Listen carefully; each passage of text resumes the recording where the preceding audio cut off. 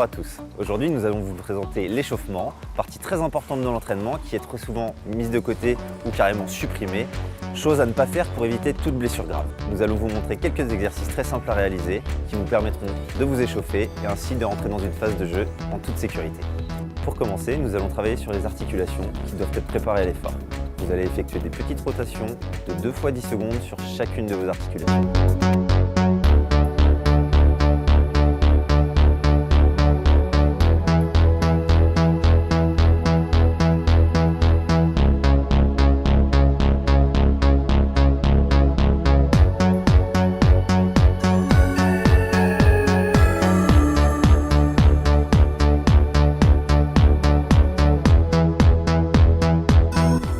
Pensez également à des torsions de dos et des mouvements de bassin.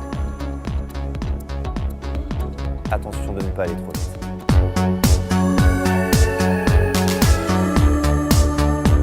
Pour un réveil proprioceptif et donc effectuer des étirements légers des quadriceps pendant 6 secondes, puis essayez de tendre la jambe pour créer la contraction. De la même façon que sur votre ischio-jambier, créez un étirement de 6 secondes et pour créer la contraction, poussez dans le sol avec votre talon.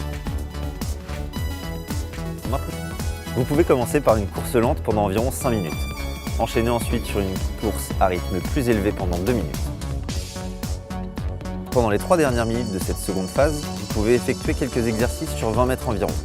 2 séries de montées de genoux, 2 séries de talons-fesses, 6 séries de pas chassés droite-gauche, 2 séries de pas croisés et 2 séries de courses en accélération progressive en finissant par un sprint. Libre à vous de rajouter quelques exercices, comme par exemple des séries d'écartés groupés ou des pas chassés avec saut. Pendant 2 minutes, commencez par du drive avec votre partenaire. C'est l'exercice le moins violent pour commencer à vous échauffer le haut du corps. N'oubliez pas de garder le coude bien haut. Un conseil, ne commencez surtout pas votre échauffement de terrain par des dégagements, car cela serait très douloureux pour vos muscles ainsi que pour votre épaule.